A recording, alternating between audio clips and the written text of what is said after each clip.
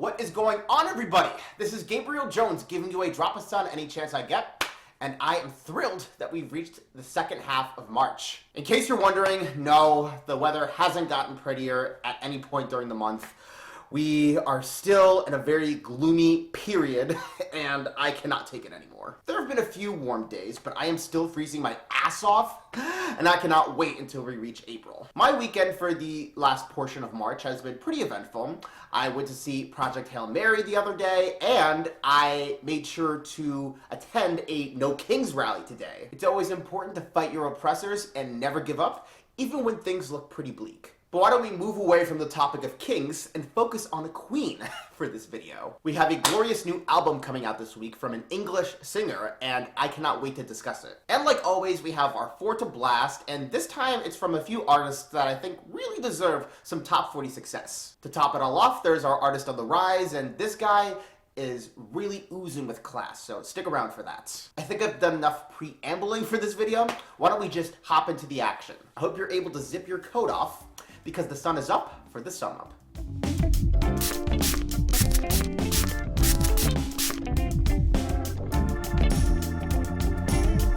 This video will focus on a British singer who's been blowing up over the last 5 years. Today is all about Raye, and her second album, This Music May Contain Hope. Raye originates from London and has been working on music ever since she was a young child. After a brief stint studying at the Brit School, she would release her own music independently. Eventually, she got the attention of Eurovision alum Ollie Alexander, and that helped her find work through Polydor. Raye soon found a lot of success in England, scoring features on EDM tracks and reaching the top 10 of the UK charts, even releasing her debut album, My 21st Century Blues. However, her success in the US wouldn't come until 2023, when she dropped a little track called Escapism. Not only was it Raye's first song to reach #1 in her home country, but it was also her first song to enter the Hot 100, peaking at 22. The song also received a ton of critical praise for how eloquently it portrays relapse, using a hip-hop influence combined with electropop sounds. I made sure to rank it in my best of 2023 list that year. You should check out the video for yourself. Thanks to her double platinum record, Raye made a name for herself in the States, being nominated for Grammys, which honestly took way too long, and even performing at the Oscars. It's pleasing to see the public jamming to Where Is My Husband, and given how catchy that song is, I'm anticipating some great quality with This Music May Contain Hope. We'll get back to discussing Raye in just a few moments, but for now, I want to give you my 4 to blast for the second half of March. These are singles that I think could do a lot to shake up the charts or really impress listeners, so I hope you have your ears cleared when I mention them to you. Like I said at the start, these are for artists that haven't gotten too much attention in the mainstream, so hopefully I can help them achieve that goal. I think I've had enough banter for this section. Let's get into it. This is my 4 to blast. The first song we're talking about is Bird Flu by Black. I've been pretty familiar with Black's work over the past several years. He's attached his name to some brilliant songs like The Pink Phantom, but also some drab ones like Calling My Phone. His new album, Love Is the New Gangsta, drops in May, and Bird Flu is the single that he's using to lead off the project. This song is driven by a calm piano with soft percussion, and eventually we hear a saxophone join the tune. This sound is used for a story where Black is rapping and singing to his girlfriend, Bianca Q, promising to fight his demons and always cherish the love they share. While he hasn't always made the right choices, he ensures her that she means more to him than anything. Considering that his young daughter appears on the album cover with him, you can tell this track is him doing a ton of deep introspection, now that he's spent nearly a decade being a father. It's always sweet to see a hip-hop artist in touch with their emotions, and I think Bird Flu accomplishes its goal so well. Our next song is Baby Blue by Cody Simpson. I sort of missed out on Cody Simpson's initial hype wave. He was seen as one of those young men riding the coattails of Justin Bieber when he was a teen idol.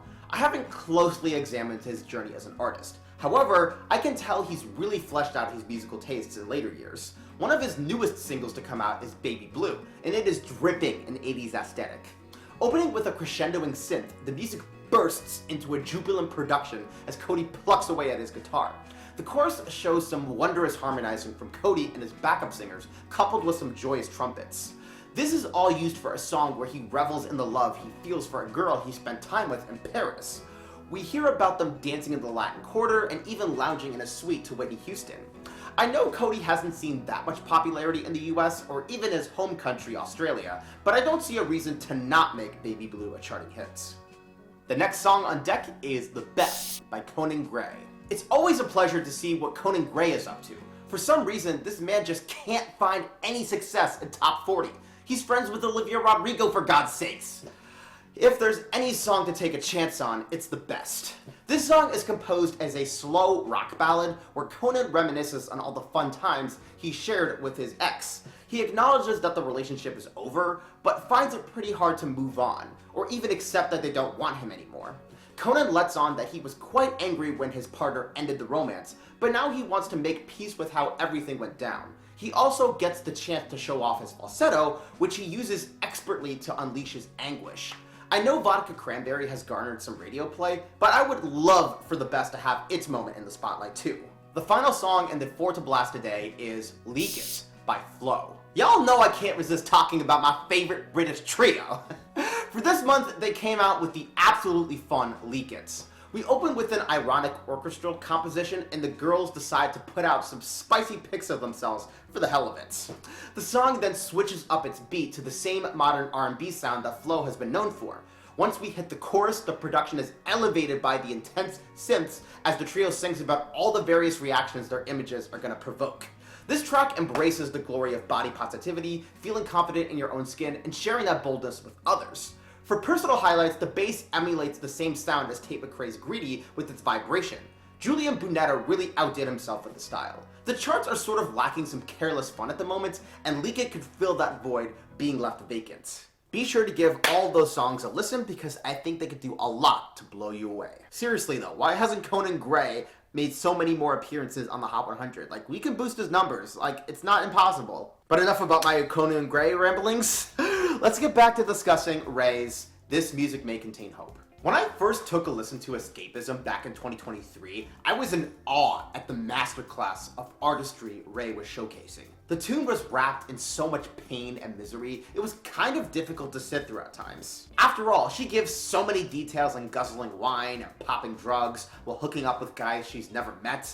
I still get chills from the line, I remember nothing so there's nothing to regret. Like, Jesus. So imagine my shock when Raye told interviewers that she wanted her 2026 album to have a more uplifting feel. I already got that vibe when she dropped Where Is My Husband because it was written as a more amusing and lighthearted anthem. Even then, I was not expecting the elegant quality of This Music May Contain Hope. Raye constructs this album like a movie, something they would play at, say, the Sundance Film Festival.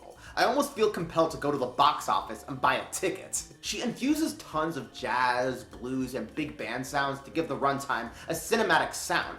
It reminds me a lot of her Oscar performance where she paid tribute to James Bond. Raye totally fits that classic Hollywood vision, especially with the way she loops the mic cord around her wrist. I also appreciate the hip-hop influence we get here and there, like on Winter Woman. These orchestral compositions are used gracefully to complement Raye's theme of hope, which is, of course, in the album title. She spends most of the LP showing listeners they don't have to give up, especially with the EDM cut, Lifeboat. But while this record presents itself as positive, it doesn't necessarily contain a can-do attitude.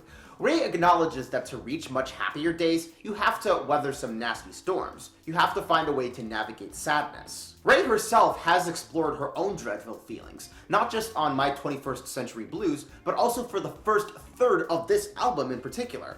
She goes over the men that have broken her heart and left her withering like a leaf. By reaching out and interacting with friends on Click Clack Symphony, she is able to lift herself up and see the sun emerge through the clouds. There's even a juxtaposition between I Will Overcome and Finn, where Raye reminds the listener that all humans will die someday. But while the earlier track says this with sorrow, the latter track says this with elation. Hope can be a scary thing. You're so beaten down by the travesties of the world, whether in your own life or others' lives, that you think the possibility of life getting better is extremely low. But it's always important to know these feelings are fleeting, and once you're able to pick yourself up, you can extend that optimism to others, and that'll make you feel less alone. Raye deserves thanks for reminding people of that, and I guarantee she will find that diamond ring someday.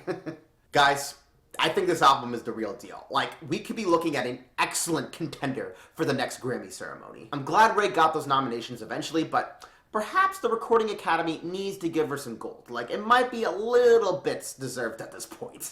Now, to close out this video, I'm gonna give you my artist on the rise for the second half of March. This is someone that I really think deserves their breakthrough moment in the States, so I hope that you're able to visit their streaming pages by the time I finish discussing them. While I have seen a few accomplishments here and there, I really want them to be a household name at this point, so why don't we get into focusing on them? I'm looking forward to this one.